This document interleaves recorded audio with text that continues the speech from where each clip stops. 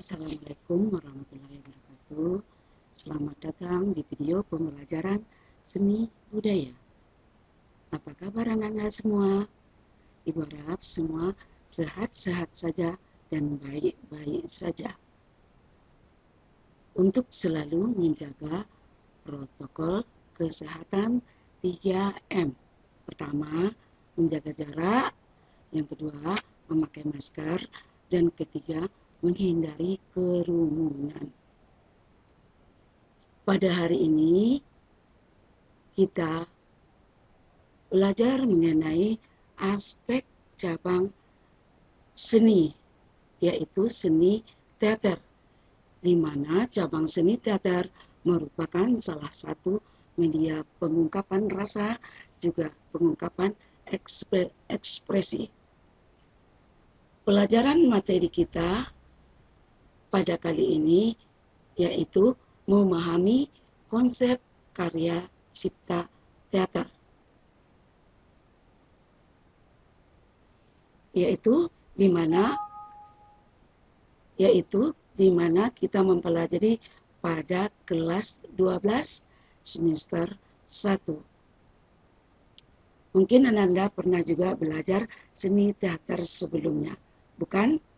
Seni teater itu adalah seni, ada yang bilang seni suatu cerita yang dipentaskan. Nah, baik, untuk selanjutnya Ibu perkenalkan diri Ibu dulu. Mungkin sudah ada yang kenal, nama Ibu Jeldewi Rita SPD dari SMA Negeri 1 Kampar Timur. Sebelum mempelajari materi ini, marilah kita mulai dengan berdoa. Berdoa dimulai. Berdoa selesai. Kembali kita ke materi kita, memahami konsep karya cipta teater. Pada materi kita ini ada kompetensi dasar yang harus kita pahami, yang harus kita capai. Pada KD 3.1 adalah memahami konsep, teknik, dan prosedur seni peran teater kontemporer. Jadi ini untuk pengetahuannya. Ya, berarti kali ini pertemuan kita persingkat tentang memahami konsep. Sedangkan untuk kompetensi dasar 4.1, yaitu nanti kita dituntut meragakan adegan sesuai konsep, teknik, dan prosedur teater kontemporer. Baik, untuk selanjutnya, apa tujuan yang harus kita capai setelah kita belajar pada pertemuan ini? Nah, kita lihat tujuan pembelajaran kita. Melalui kegiatan pembelajaran ini, peserta didik dapat memahami konsep. Kali ini kita belajar tentang konsep, teknik, dan prosedur seni peran teater. Jadi, tujuan yang akan kita capai ini agar dapat memahami. Nanti anak-anak semua setelah melalui proses pembelajaran ini, semuanya memahami konsep tentang seni teater.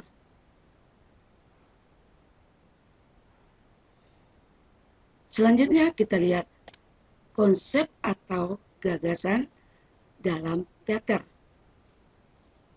Konsep atau gagasan dalam karya teater. Yang pertama, bahwasannya karya seni itu berawal dari sebuah konsep berupa gagasan-gagasan atau ide-ide pencipta. Jadi apa ide-ide kita? Apa gagasan kita? Berawal dari situ. Ya, karya seni itu. Kemudian yang akan dikomunikasikan kepada penonton. Jadi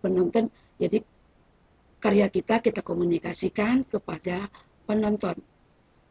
Kemudian konsep itu dituangkan ke dalam media ungkap teater. Jadi teater adalah salah satu media ungkap.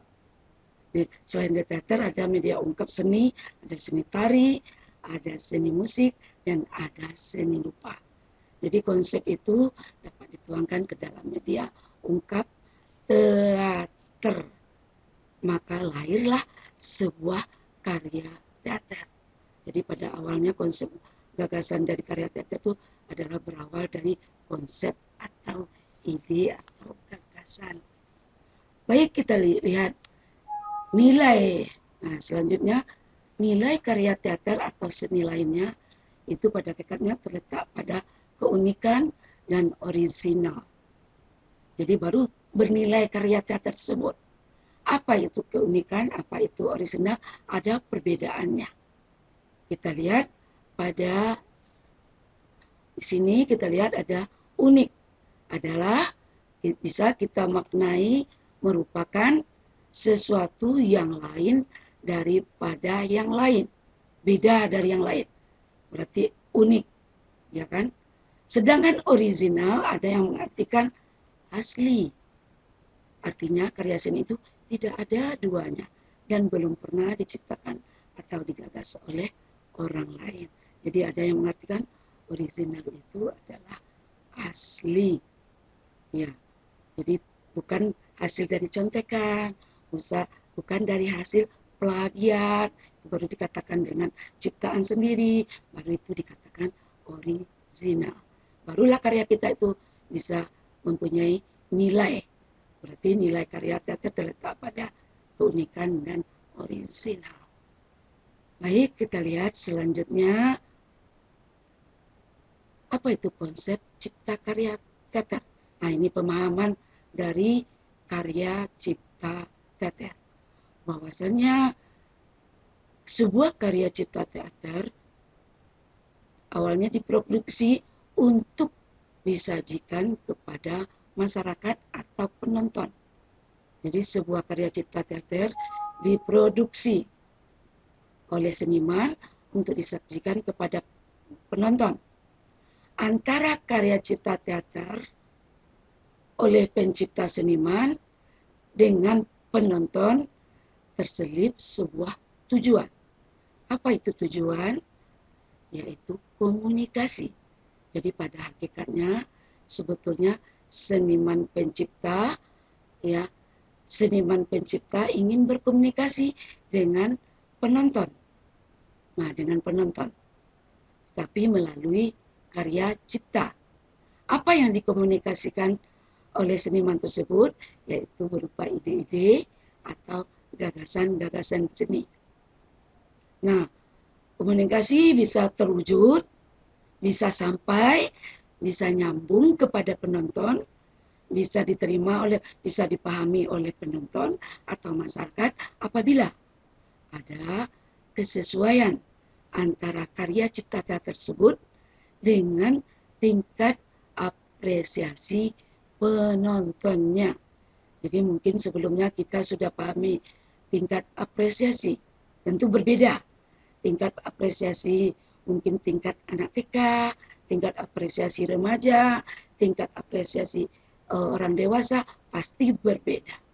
Mungkin sebelumnya kamu sudah pernah mempelajari apa itu apresiasi. Ya bukan? Pasti Anda semua sudah paham. Ayo, apa itu apresiasi? Ya, apresiasi itu adalah merupakan ada yang bilang suatu penghargaan. Ada yang bilang suatu penilaian. Ada juga berupa suatu tanggapan. Jika kita ingin memberikan apresiasi itu berupa apa? Misalkan berupa piagam, itu merupakan termasuk apresiasi. Jika kita ingin memberikan suatu hadiah berupa kado atau uang, itu juga merupakan apresiasi jika seseorang berhasil atau sukses. Atau jika kita memberikan apresiasi berupa suatu tepukan tangan, itu juga merupakan suatu apresiasi. Jadi tingkat apresiasi penonton berbeda-beda, tergantung tingkat mungkin TK, dewasa, anak remaja itu berbeda tingkat apresiasinya tergantung pemahaman tentang yang dilihatnya. Oke, ngertiin anak? Mengertiin Anda semua? Paham? Ibu rasa mungkin paham. Mungkin bisa kita lihat pada skema gambar konsep karya cipta teater. Kita lihat di skema gambar ini, ya, sebuah karya teater, karya cipta teater yang diciptakan oleh seniman untuk disajikan kepada penonton atau masyarakat. Ya, ini ketiganya ini tidak bisa dipisah. Hubungan erat dan sangat kuat. Seniman pencipta menciptakan karya teater untuk disajikan kepada penonton. Kemudian dengan tujuan dan maksudnya adalah untuk komunikasi. Jadi seniman untuk berkomunikasi kepada penonton atau masyarakat lewat karya ciptanya, yaitu karya teater. Apa yang dikomunikasikannya? Berupa ide atau gagasan. Nah, biar komunikasi ini sampai kepada penonton, seperti yang sudah kita jelaskan pada sebelumnya, ya, agar komunikasi seniman sampai kepada penonton ini, maka, nah, kita lihat, maka karya cipta teater itu harus ada kesesuaian antara karya cipta teater ini dengan tingkat apresiasi penonton ini. Nah, tadi kita sudah bahas kan, tingkat apresiasi penonton itu berbeda-beda, ya kan? Tentu kita sesuaikan. Jika penontonnya orang dewasa, karya cipta kita tentu kita kaitkan dengan cerita atau kisah teater yang akan kita tampilkan, tentu harus sesuai dengan tingkat apresiasi penontonnya. Jika dia itu penontonnya adalah anak TK, maka tingkat apresiasi anak TK tentu sesuai dengan umurnya. Jadi misalkan kalau anak TK mungkin apresiasi karya teater kita mungkin ceritanya tentang cerita si kancil, cerita anak-anak, dan lain-lain. Begitu juga dengan remaja. Tentu seukuran remaja, mungkin tentang pergaulan remaja, cerita remaja, tentang percintaan, dan lain-lain. Itu jadi baru karyanya itu sampai komunikasinya dengan penonton. Jadi kesimpulannya, konsep karya cipta teater tersebut untuk tujuannya komunikasi antar seniman dengan penonton agar komunikasinya nyambung. Nah, ini yang harus kita pikirkan. Harus kita ada kesesuaian karya cipta teater dengan apresiasi penonton. Nah, bagaimana paham semuanya tentang konsep karya cipta teater? Ibu rasa mungkin cukup puas tentang pemahaman konsep karya cipta teater. Bagaimana? Kira-kira ada pertanyaan? Mudah-mudahan Ibu rasa tidak ada pertanyaannya. Baik, kalau ada pertanyaan kita mungkin bahas atau bisa dikasih kabar ke Ibu, bisa melalui WA atau melalui tugas-tugas kita yang lainnya. Baik, untuk pada pertemuan kita kali ini, ya mungkin demikian materi pelajaran kita karena waktu kita terbatas. Materi kita hari ini yaitu semoga Anda dapat mengerti dan memahami tentang konsep karya cipta teater yang sudah barusan kita pelajari. Untuk pertemuan berikutnya, silakan Anda baca kelanjutan materi kita, yaitu tentang teknik pengungkapan gagasan teater. Ya, teknik pengungkapan gagasan teater pada buku paket kita yang sudah ada dibagikan, yaitu pada halaman 159. Baik, kita akhiri ya dengan membaca hamdalah alhamdulillahirabbil alamin. Salam semangat ya, dan sampai jumpa. Sekian dan terima kasih.